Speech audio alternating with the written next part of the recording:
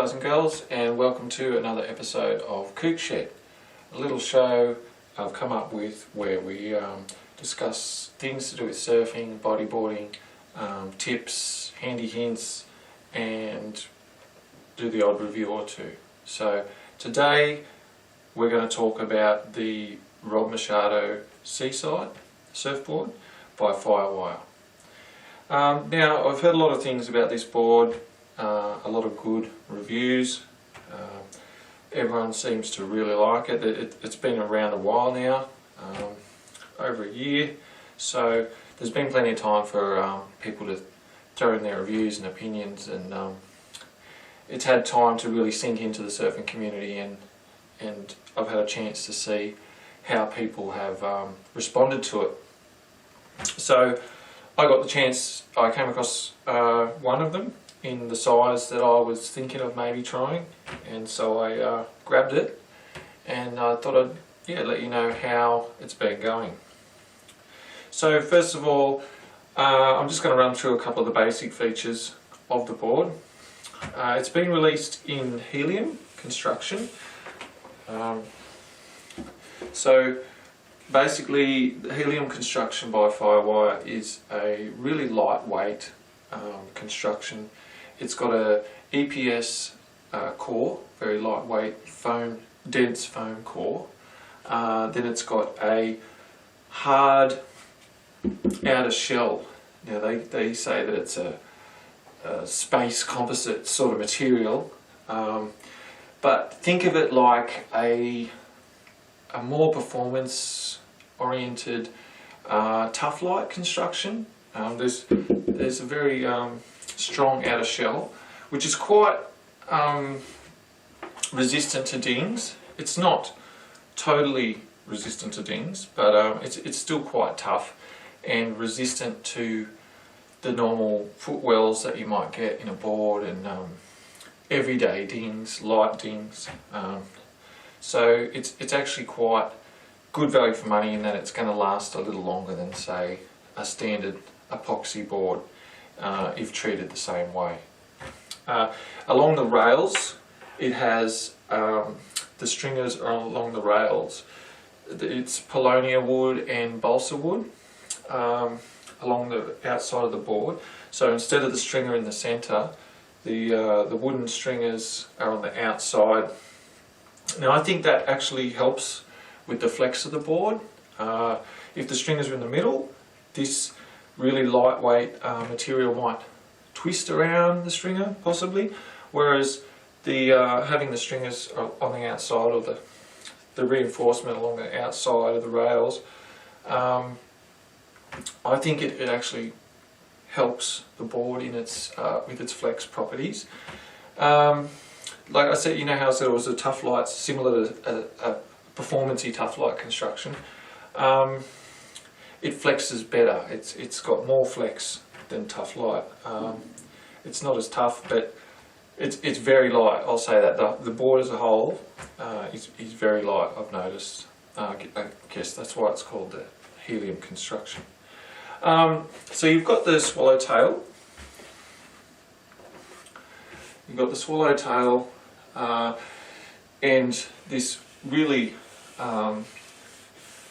pronounced fish shape. So it's quite a wide template, but then it narrows down considerably to the fish tail. So Rob had a Go Fish before this model, and he says it's just basically a tailored, a more high performance version of that. So he said he's brought in the tail a little bit to be more responsive through turns and various other things, and he's narrowed the nose out a little bit.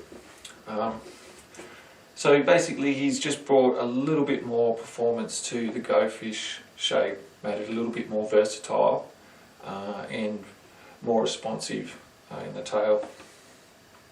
Underneath, I'm a big believer in the fact that bottom contours on a surfboard really make a big difference, and I'm quite a fan of really aggressive concaves on a board, or double concaves. So I'm not sure whether the light will pick this up, whether you can see it or not. I'll move the board a little bit.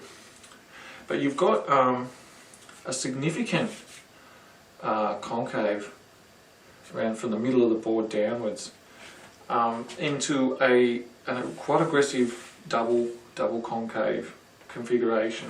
There's a spine going down the middle there, and I believe that helps catch the water, take in water, and channel it quite swiftly off the bottom of the board, and it helps contribute to the board's speed. Also to its handling, I guess, because it's designed as a quad, this board, it's designed to go rail to rail, and just to use the rails a lot.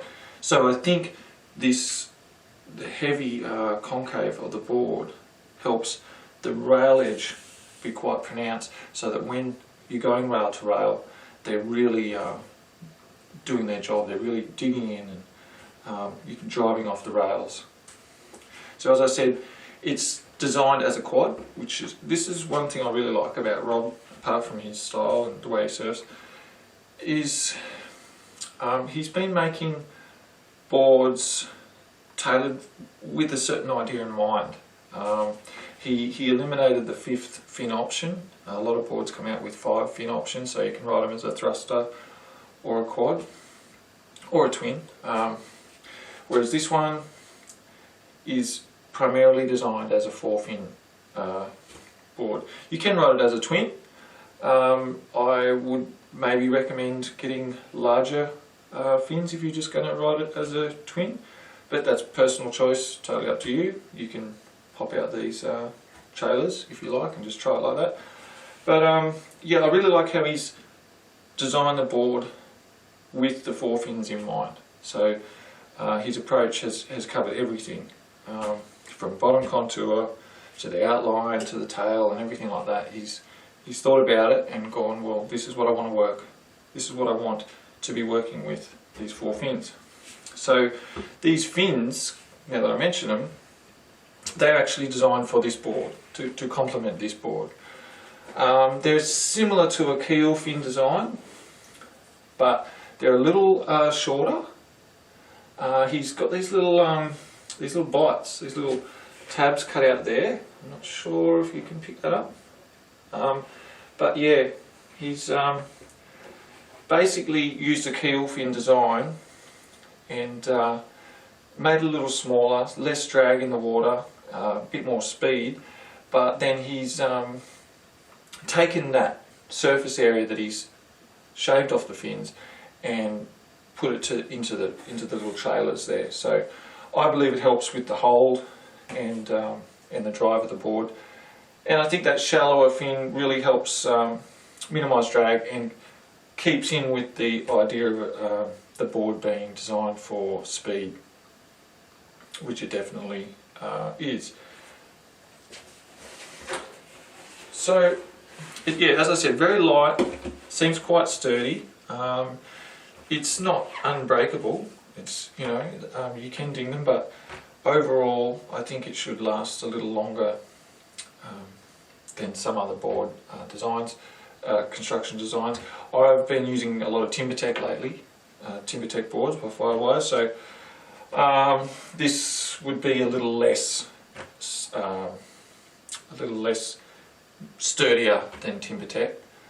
But no, this is my first helium board, and I'm quite impressed with the feel of it. There is a little flex under the foot.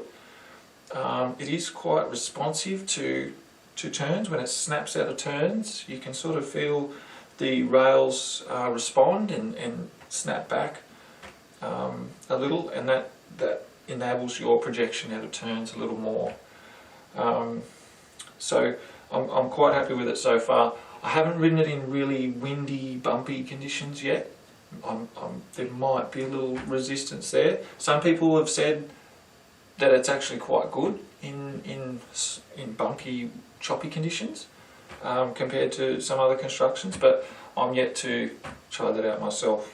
It's just that I found some of the tough light boards, they're quite because they're stiff, so stiff, and they've got that construction, that hard outer shell, they can be a bit bumpy, and you can feel a lot of the bumps quite easily, but time will tell with that. So as for performance, I've ridden it a few times now.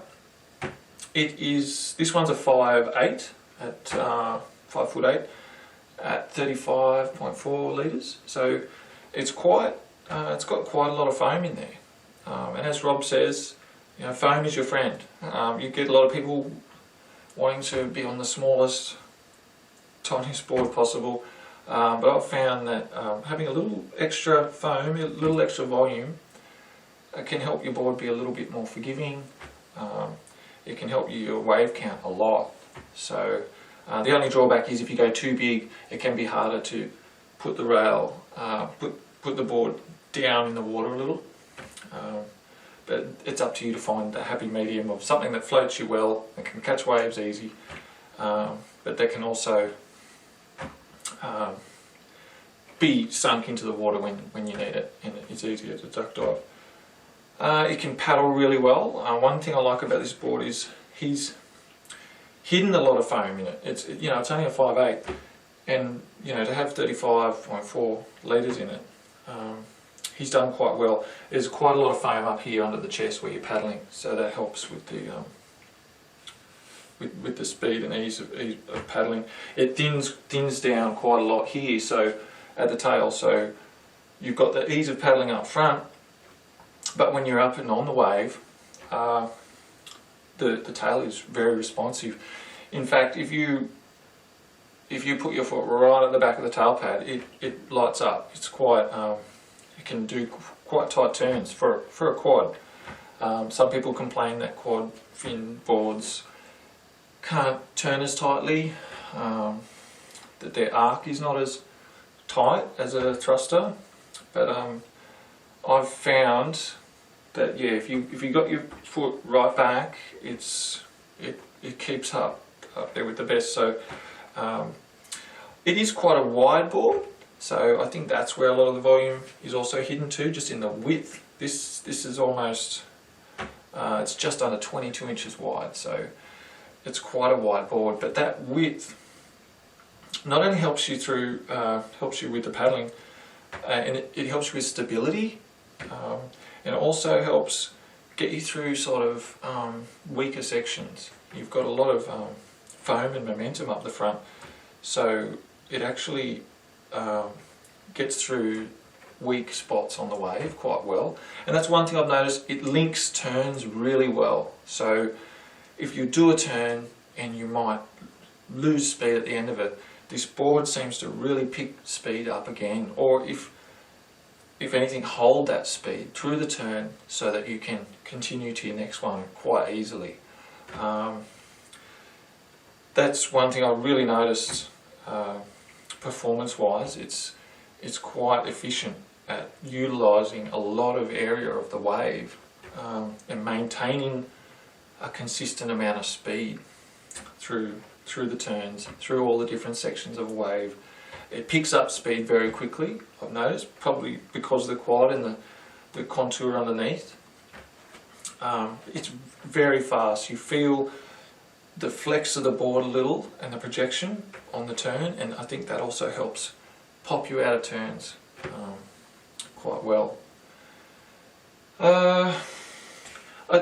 So far I have come to the conclusion that it could possibly be a new favourite board, and that's, I don't normally like to jump in and make that call, but I've just found that it has handled everything I've thrown at it, and it's encouraged me to surf a different way. Or having said that, I'd like to say a little bit about the style of the riding of the board. I believe, and I have seen this board ridden quite aggressively, I believe it suits a style that's a flowier style of surfing. Partly because it's a quad, partly because of its fish shape, partly because it's Rob's shape. I like a lot of surfers that flow and cruise a little. like Rob, Dave Rastovic, Donovan Frankenreiter, Tom Curran. They all sort of flow quite well. They're very efficient with their turns, and they complement the wave with their riding. And I believe this board is perfect for surfers that like to surf like that. That said, it can be ridden like a performance shortboard a little. It can keep up. It can top turn very well. It really can drive up the face vertical. But I believe it complements a cruisier, flowier surfer more than anything. If you really wanted to shred and do those very vertical turns and the lip attacks constantly, this board will do it, but maybe look at a more performance shortboard. This is sort of a hybrid groveler fish sort of shape, and although it can do it, I think maybe look at something like a Cymatic or something like that. So that's pretty much it for now. I'm still yet to ride it more. I'm looking forward to it. But so far I've found nothing but good things have come out of this board. It does take a little while to get used to, I'll say that. If you're used to riding a quad, well then you're gonna take to this quite well. If you're used to riding a thruster, well there's going to be a little bit of a learning curve. It handles a little different, and that's understandable. But if you get used to the way that it rides rail to rail, if you can get used to that speed, and if you just consider that your turns might need to be drawn out just a little bit more than a thruster to start with, I think you'll really like the board. Really fast, really light, and versatile. It's primarily a grovelly sort of board, I guess. I would say it performs best about 2 to 4 foot.